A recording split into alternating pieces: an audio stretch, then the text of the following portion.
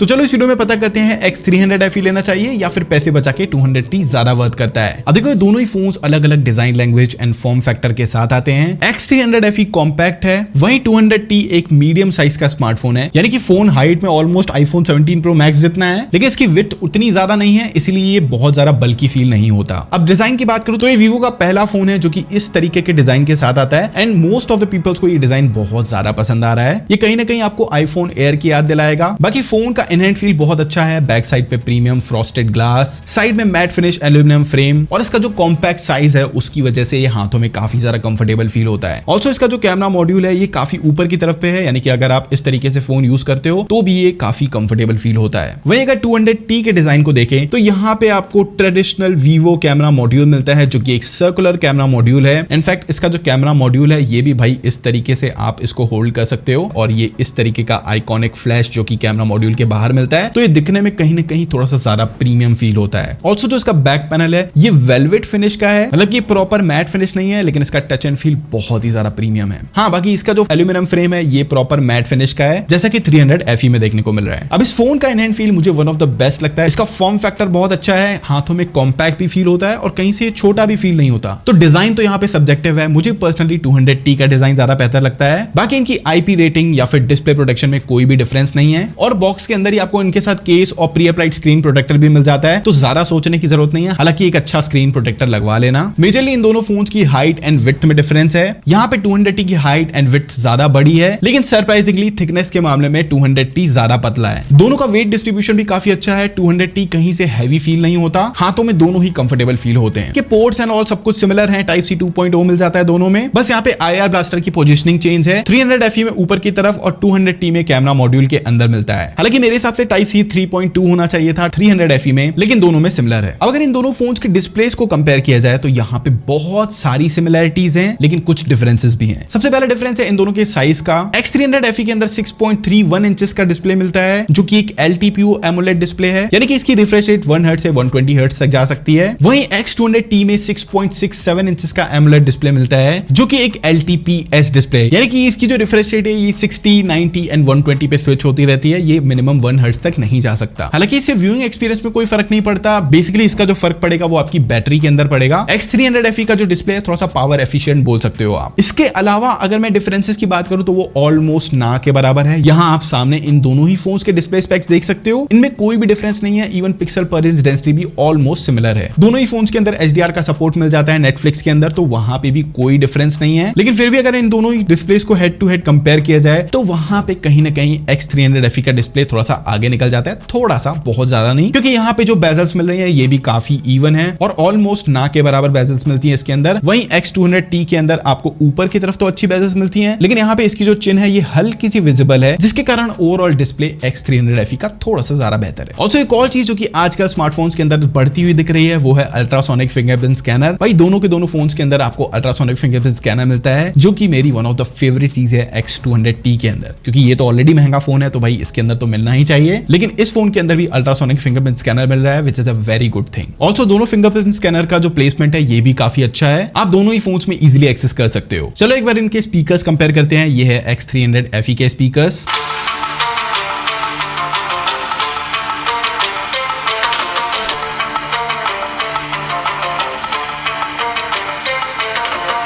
तो यहाँ पे डेफिनेटली X200T ज्यादा लाउडर, ज्यादा बेटर साउंड करता है। अगर आप इनको फुल वॉल्यूम में सुनते हो तो साउंड के मामले में क्लियर वाला 200T है। चलो दोनों के परफॉर्मेंस की बात करते हैं। X200T में मिलता है MediaTek Dimensity 9400 प्लस का चिपसेट, वहीं 300 FE के अंदर मिलता है Snapdragon 8 Gen 5 और ये दोनों के दोनों चिपसेट 3nm पे बेस चिपसेट हैं। यहाँ पे अगर इनकी परफॉर्मेंस या फिर पावर की बात करूं तो दोनों के एंट्रोड्यूस कोर्स यहाँ पे आप सामने देख सकते हो, ये बिल्कुल सिमिलर लेवल की पावर प्रोवाइड करते हैं। इनफैक्ट CPU बेंचमार्क्स में X300 FE आगे निकल जाता है, वहीं GPU के अंदर X200T आगे निकल जाता है। अगर सीधी भाषा में बताऊं तो सबसे पहले इसके एक्सपीरियंस की बात कर लेता हूं। अगर आप डे टू डे टास्क करते हो, ऐप ओपनिंग क्लोजिंग में, वहां पे आपको दोनों में कोई डिफरेंस फील नहीं होने वाला है। और वो वाले टास्क करते हो जो कि CPU ड्रिवन टास्क है, तो वहां पे X300 FE बेटर परफॉर्म करता है, जैसे कि वीडियो रेंडरिंग, गेम लोडिंग, ये थोड़ी सी बेटर कर सकता है। वहीं अगर आप लॉन्गर रन के लिए गेमिंग करना चाहते हो तो वहां पे ये बेटर निकल के आता है। गेमिंग की बात हो रही है तो थोड़ा सा गेमिंग एक्सपीरियंस शेयर करता हूं मैं। फिलहाल X300 FE सिर्फ 90 FPS तक की सेटिंग्स प्रोवाइड कर रहा है, लेकिन यहाँ पे जो हमारा गेम प्ले था वो एक्सपीरियंस बहुत ही कमाल का था। कोई भी हमें फ्रेम ड्रॉप जैसे इश्यूज नहीं देखने को मिले इसके अंदर। इवन थर्मस भी ये बहुत अच्छे तरीके से मैनेज करता है। 40 डिग्रीज के आसपास ये मैक्सिमम हीट हुआ था। 100T की गेमिंग एक्सपीरियंस की बात करूं तो यहाँ पे 120 FPS की सेटिंग्स मिल जाती हैं। बहुत जल्दी आपको 300 FE के अंदर भी मिल जाएंगी, लेकिन यहाँ पे क्योंकि इस फोन को आए हुए टाइम हो चुका है तो यहाँ पे 120 FPS की सेटिंग्स मिलती हैं। थर्मस भी ये बहुत कमाल तरीके से मैनेज करता है। तो वीवो की ये बात मुझे अच्छी लगती है कि दोनों ही फोन्स काफी अच्छे तरीके से हीट को मैनेज करते हैं। इनफैक्ट गेमिंग के स्टार्टिंग में जैसे हम थोड़ा सा गेम प्ले करते हैं तो जितना ये हीट होता है, गेम प्ले करते करते करते वो हीटिंग और कम होने लगती है, जो कि बहुत कमाल की बात हो जाती है। ये दोनों ही फोन्स के अंदर ये चीज नोटिस करी हमने। अब देखो, अगर इनके परफॉर्मेंस में आप ज्यादा कंफ्यूज हो रहे हो तो देखो, अगर आप गेमिंग करते हो, अगर आप हैवी गेम्स खेलना चाहते हो, BGMI जैसे गेम्स खेलना चाहते हो, जेंशन इंपैक्ट खेलना चाहते हो, तो उस केस में 300 FE बेटर निकल के आता है। लेकिन अगर आप BGMI जैसे गेम्स 3, 4, 5 घंटों तक आप लगातार अगर गेम प्ले करते हो तो उस केस में X200T बेटर ऑप्शन निकल के आता है। अब देखो, इनका चिपसेट तो बहुत बड़ा रीजन है ही, लेकिन इनका फॉर्म फैक्टर भी एक बहुत बड़ी चीज है। X200T क्योंकि कंपैरेटिवली थोड़ा सा बड़ा स्मार्टफोन है, जिसके कारण यहाँ पे जो हीट डिसिपेशन का स्पेस है ये थोड़ा सा ज्यादा मिलता है, जिसकी वजह से ये लॉन्गर रन के लिए ज्यादा बेहतर डिवाइस हो जाता है। तो अगर आप लंबे समय तक की गेमिंग करते हो तो उस केस में X200T आपके लिए है। बाकी यहाँ पे रैम टाइप, रोम टाइप आपको सिमिलर सी ही मिलती है, तो वहां पे कोई भी डिफरेंस नहीं है। और अगर आपको गेमिंग से मतलब नहीं है, एक रिलायबल फोन चाहिए, तो आप इन दोनों में से किसी भी फोन की तरफ जा सकते हो। आपको सोचने की जरूरत नहीं है यहाँ पे। चलो इनकी बैटरीज को कंपेयर करते हैं। अब देखो, भले ही X200T का जो साइज है ये बड़ा है, लेकिन इसका मतलब ये नहीं कि इसके अंदर बड़ी बैटरी है। यहाँ पे आपको 6200 mAh की बैटरी मिलती है, वहीं इस छोटे स्मार्टफोन के अंदर आपको 6500 mAh की बैटरी मिलती है, जो कि फर्स्ट लुक में भाई विश्वास करना थोड़ा मुश्किल हो जाता है, लेकिन एक्चुअल में इसमें 6500 mAh की बैटरी है। और देखो, 300 mAh बैटरी ज्यादा है, तो ऑब्वियसली यहाँ पे जो ओवरऑल बैटरी बैकअप मिलेगा आपको वो स्लाइटली इंप्रूव्ड मिलेगा। हाँ, ये डिपेंड करता है कि आप कौन सा टास्क कर रहे हो, किस तरीके से फोन यूज करते हो। बाकी इतना गारंटी है कि आप इस फोन को एक दिन में इसकी बैटरी खत्म नहीं कर पाओगे। दोनों फोन्स की बात कर रहा हूं मैं। हाँ, बहुत ज्यादा लगातार गेमिंग करोगे तब हो सकता है ये बैटरी खत्म हो सकती है, लेकिन नॉर्मल यूसेज पे ये दोनों ही फोन्स आपको 1 से 1.5 दिन तक का बड़े आराम से बैटरी बैकअप दे सकते हैं। और यहाँ पे मैं वाली चीज एड ऑन करूंगा,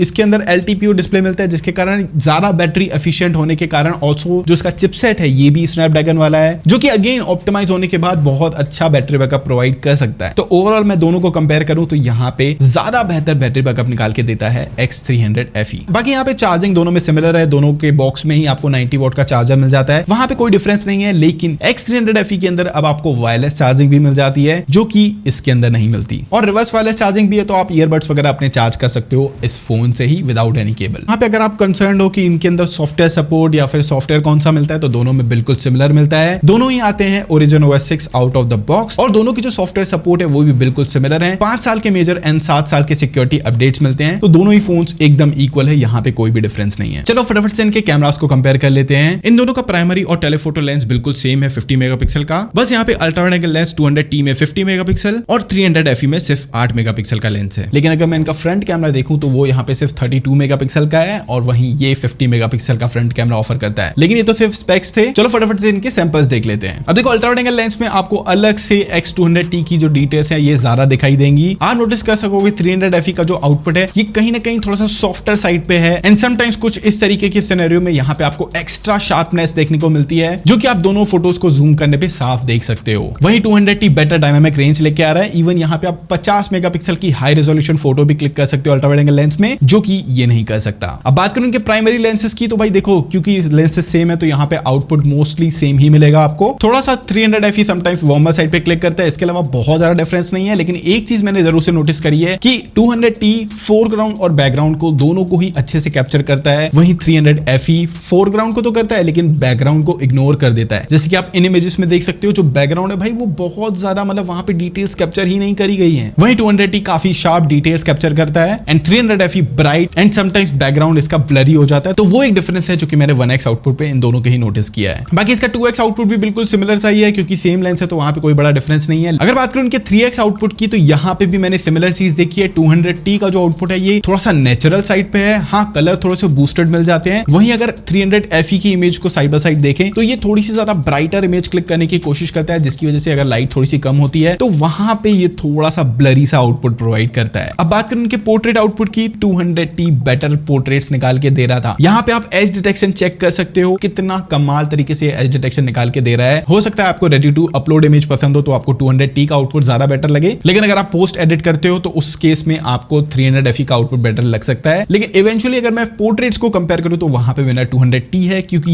ये बेटर एज डिटेक्शन ऑफर कर रहा है। आप किसी भी फोटो में देख लो, यहाँ पे सेपरेशन आपको बेटर निकाल के दे रहा है 200T। तो यहाँ पे भाई मैं इनका आउटपुट देख रहा हूँ, चाहे मैं इसके 1x लेंस में 3x लेंस में, भाई मुझे ऐसा यकीन ही नहीं हो रहा कि ये वाला फोन जो है ये कम प्राइस का है और ये ज्यादा प्राइस का है। डेफिनेटली इनका फोटो आउटपुट देख के मुझे यही लग रहा है कि X200T के जो ओवरऑल कैमरा सेटअप है ये ज्यादा बेहतर है। इनफैक्ट यहाँ पे लो लाइट परफॉर्मेंस भी आप देख सकते हो 200T की वे बेटर है एज कंपेयर टू 300FE। बाकी अगर इसके फ्रंट कैमरा की बात करूं तो 300FE का कैमरा डेफिनेटली बेटर है। यहाँ पे आपके पास मल्टीपल फोकल लेंथ का ऑप्शन मिल जाता है। ऑल्सो ओवरऑल अगर इमेजेस को भी कंपेयर करो तो वो ज्यादा बेहतर है, ज्यादा इंप्रूव्ड है, स्किन टोन्स भी बेहतर कैप्चर कर रहा है। लेकिन अब बात कर लेते हैं वीडियोस की, और भाई वीडियोस देख के मेरा सिर घूम गया, क्योंकि फर्स्ट लुक में मुझे पर्सनली 300FE की जो वीडियो थी ये ज्यादा बेहतर लग रही थी। लेकिन जैसे ही ये हम थोड़ा सा लाइटिंग चेंज करते हैं, X300FE का जो आउटपुट है ना ये काफी जिटरी सा फील होता है। एंड यहाँ पे इसके वीडियोस में भी आप देख सकते हो कि जो बैकग्राउंड है ना वो अच्छे से कैप्चर नहीं कर पा रहा है ये। On the other hand X200T का जो आउटपुट है ये दिखने में अभी उतना अच्छा नहीं लग रहा, एडिटिंग की जरूरत लग रही है। लेकिन आप एक बार कंटेंट देखो किस तरीके से कैप्चर किया इसने बैकग्राउंड फोरग्राउंड को, एंड ओवरऑल मैं बोलूंगा भाई 200T बेटर वीडियोस निकाल के दे रहा है। हालांकि यहाँ पे ऑप्शंस की बात करूं तो इसके पास 8K तक रिकॉर्ड करने का ऑप्शन मिल जाता है, लेकिन अगर मैं कंपेयर कर रहा हूं 4K आउटपुट को तो भाई वो मुझे X200T का बेटर फील हो रहा है। हालांकि अगर आप नॉर्मल कंटेंट क्रिएशन के लिए देख रहे हो उस केस में X300FE का आउटपुट आपको ज्यादा बेहतर लगेगा। ये थोड़ा सा कॉम्प्लिकेटेड सिचुएशन थी। इसके अलावा एक और चीज मैंने देखी है, जब भी आप 4K 60 FPS पे वीडियोस रिकॉर्ड करते हो तो X300FE में सिर्फ